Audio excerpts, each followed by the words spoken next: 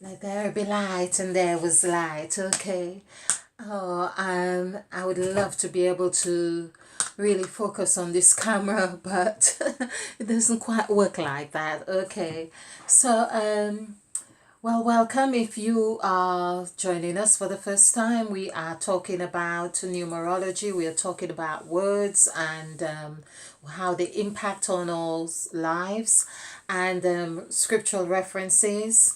And we are also looking at how, for instance, or acknowledging rather, how we have given life to the gods. We have given life to the gods by uttering their names or their vibration, because each time we utter, for instance, the called God or the said God, anytime we use those terms, because the gods now, this is what we have seen, that they don't seem to be as arrogant as we thought, or should we use the word arrogant to even describe the gods? Perhaps not, but they perhaps want us to see them or embrace them more readily than we have been previously been doing. Basically, they don't give themselves great titles that we can't really reach, or we can't, or positions that we can't really step up to. So this is really a wonderful discovery in this sense, and perhaps this is the timing that they have really set to make this be realized on this eighth cycle that we are. Of course, this eighth cycle coincides with Uranus in the second zodiac house, which is Taurus, my house. And so basically, we have ended a 7,000 year cycle. Some say it's 7,000, but I'm going by how I have been guided. So 7,000 year cycle. And again, it could be a bad thing. Scripturally speaking, 1,000 year with the Lord is like a day, or a day with the Lord is like 1,000 years. So, and these again are written in vibrational frequencies, in the sense of numerical value or construct, that seem to get us or thrown our attention to seeing the gods far removed from us, instead of seeing the gods as part of who we are, or constructs of ourselves. The 14 gods that we have discovered in Genesis of chapter 1 and 2, of course, they come in. It seemed like a game, because their names are like called and said and made and moved. All these is it adjectives? I think I'm hoping I've got this term right. But all these moved, or active words, created, set, and saw, and but however, I also noticed that with for instance, the said God spoken of, which is again coinciding with the number 8. So the set God is also spoken in the mythical stories of the gods, or the god Osiris, for instance. Osiris was cut into 14 pieces by his brother Set. So we see that perhaps it's not so strange as we think, but also there's either his brother-in-law, or somebody else who stays and does takes on his role while he travels or is Seth. And we also notice that Seth is mentioned in the scriptures as well as Adam's perhaps his third son, because first of all he had Adam and Eve had uh, Cain and Abel, and then Seth was mentioned at 100, let's see, 930 years old. This was Adam's age. So when we add 9 plus 3, like 930, for instance, that gives us 13. Sorry, it gives us 12. 9 plus 3 is 12. So we can see how the number 12 coincides with Mother Eve's first spell, the line of her first spell, when she says, "Let there be light," and there was light. Oh, where is my oh, here it is. So when Mother Eve utters this word, this comes to 12. And so we can see that Seth was mentioned here, and like Seth. So basically the word Seth could also really still mean Set, but it's just the H is the H, which has a numerical value of 8, is inserted in that name. So we can see that the gods, their personalities may not seem as rigid as we think, but more of a play that they have been constructing a game with us. The game now is that they are ready to let us see who they are. And that's what I believe. The gods are ready to let us see their makeup, because it's in the gods' interest that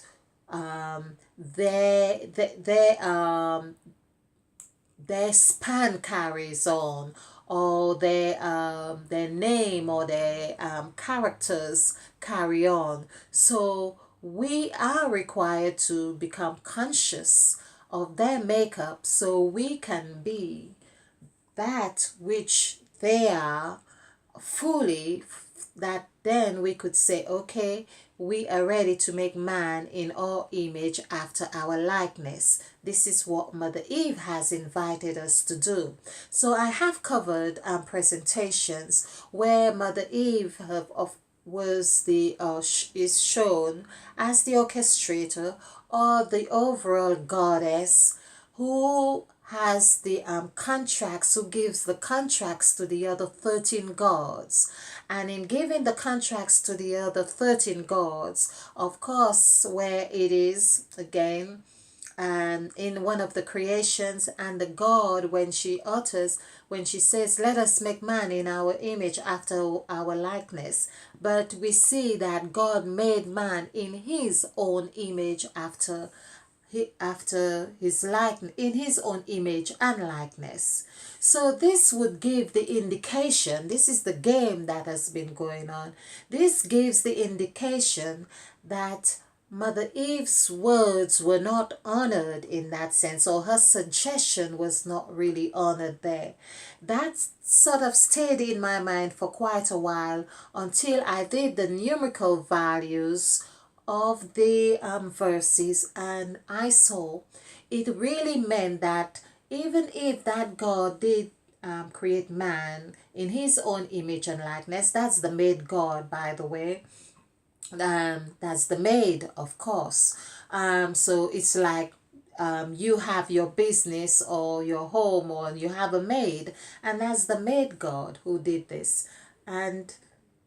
But what has happened is that Mother Eve's, as I said before in the other presentation, encapsulates the whole vibration. So no matter what anyone else does, her makeup is still in that, it's still engraved or embodied in that which is created or made.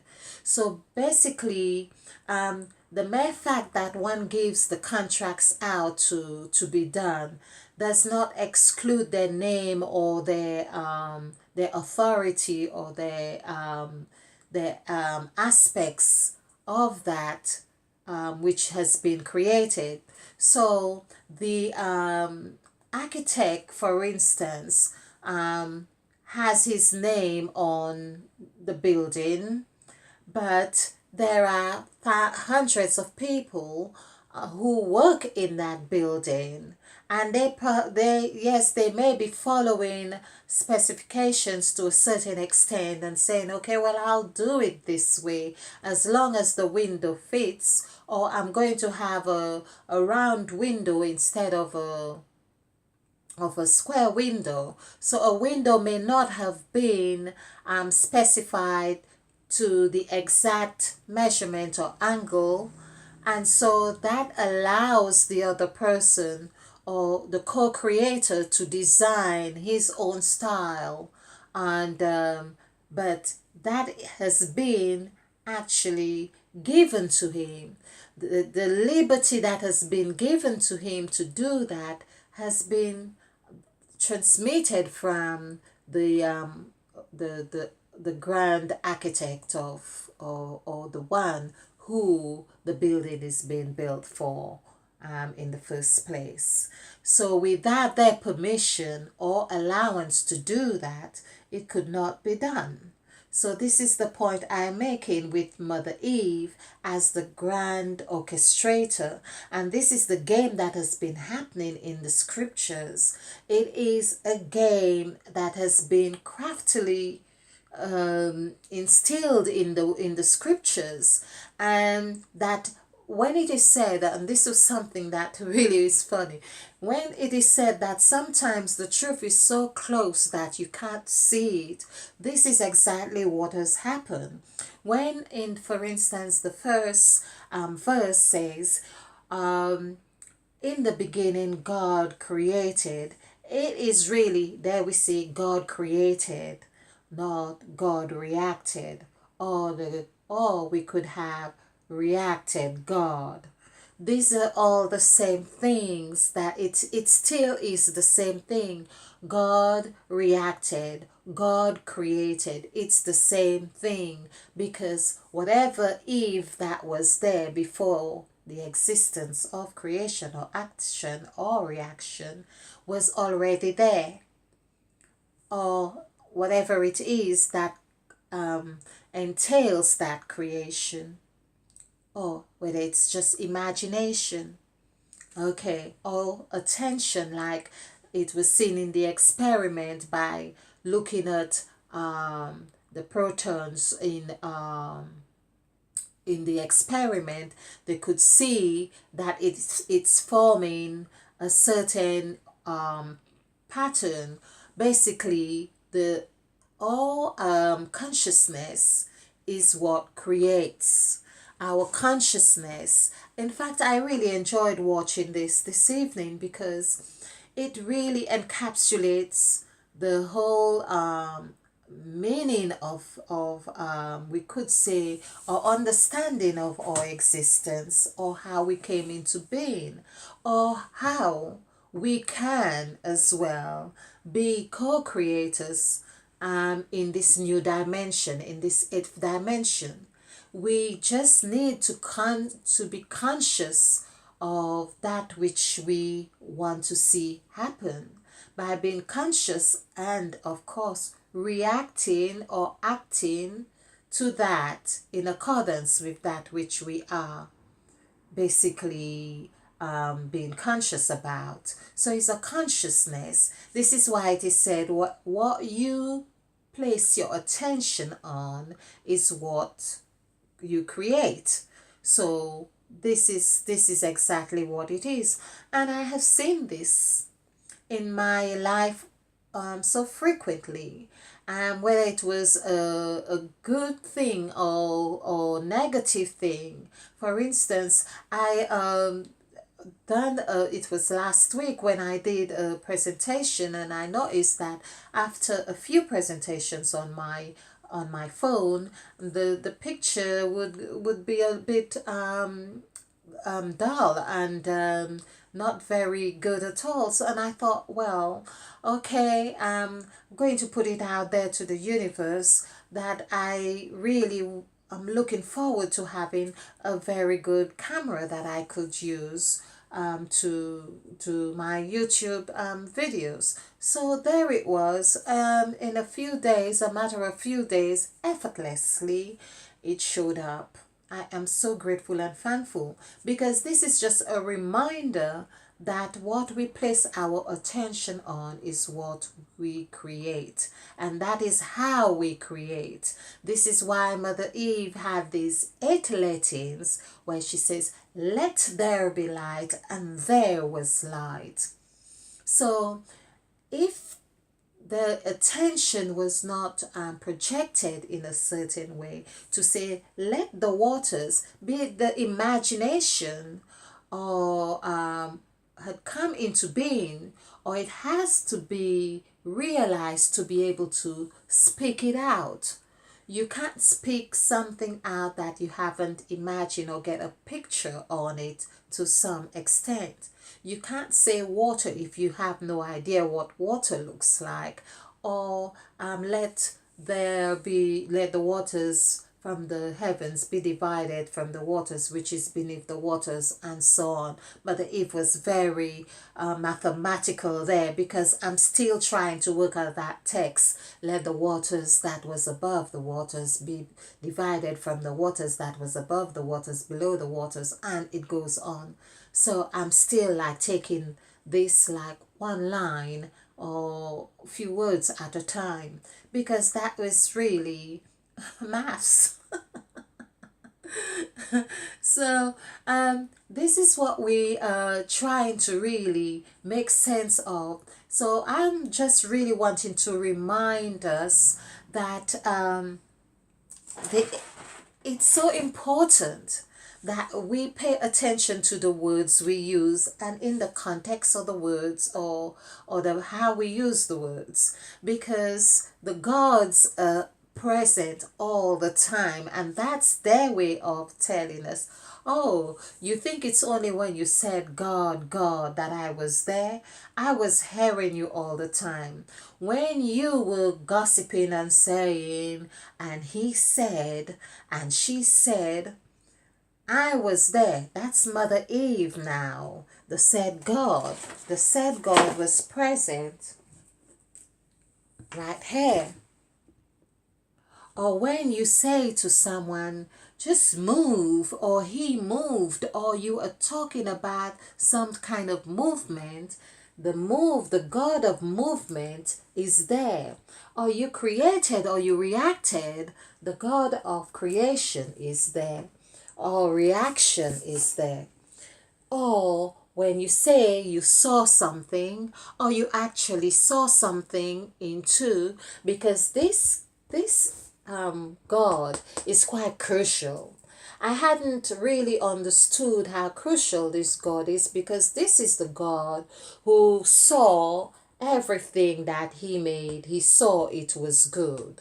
So he saw it was good. We need to remember that he is not necessarily, we have adopted the masculine gender to say, to call the God he, in this sense, or the vibration he. But basically, he is the frequency, the vibrational frequency of 13.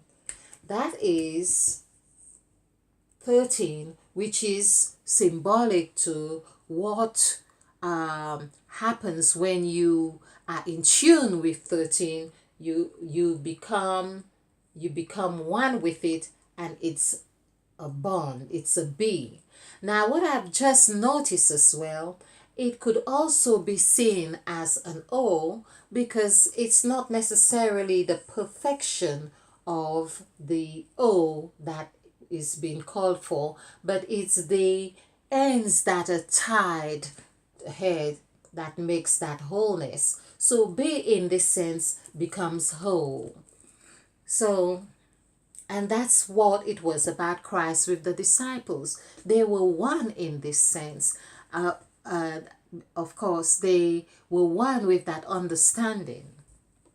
And so, to also say about the divided God, these all these gods here have really I'm I've been making videos on these gods, but it's only now they seem so amusing to me. It's only now they seem like, you know, you've been had.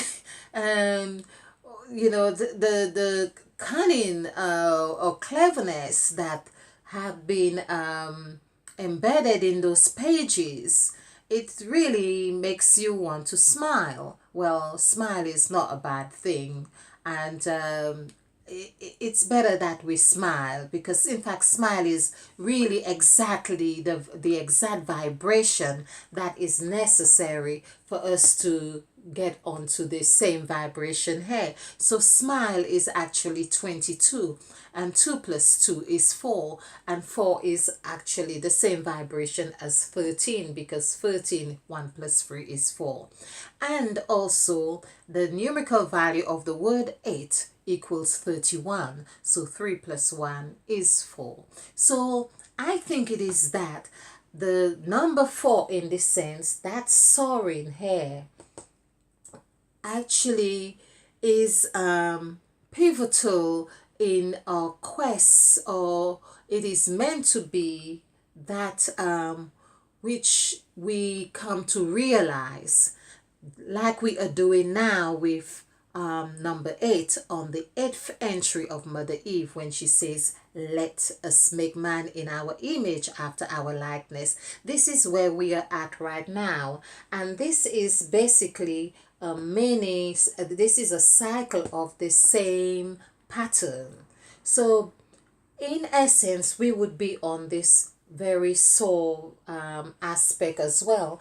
But because this was the entry of the gods in the Bible in this order, and now we are being called to call on this God, because we are being called, and this in itself gives me another impression of how the the gods are also part of we are assimilated with the gods. There is an assimilation. We are the makeup of the gods. So when Mother Eve calls us to call, that there is the two calling that comes together and gets permeated and assimilated with that called God. And so we become the called God in essence. So I hope you have found this useful and amusing to discover that the gods are really quite clever in this sense. Very clever to ensure that their vibration is in everything we say or in everything we do, and so we can constantly activate their vibration by just the utterance of those words like divided, planted, breathed. Of course, breathed is not one that we use as often. I don't use the word breathed every day, but breathe, perhaps it's no wonder it was necessary for breathe to be seen as that which has life when God breathed in man's nostrils. So the breath can stay in us for a while until we we think we don't think about breathing unless we've got a cold or something, or well, we don't think that we should, we don't think about breathing. Well, let's take this breath now and let's do this other one. But the gods have somehow now made their presence felt in a way that we need to become conscious of their makeup within us. Hence why I'm doing my breathing exercise most mornings. I try to do every morning deep breath exercise so I can become in tune with the breathed God. And well, it's really a wonderful journey to discover that the gods have been with us all along, just that we hadn't known. Okay, so I hope you have enjoyed this. If you like this presentation, click the like button and share. Okay, so thank you.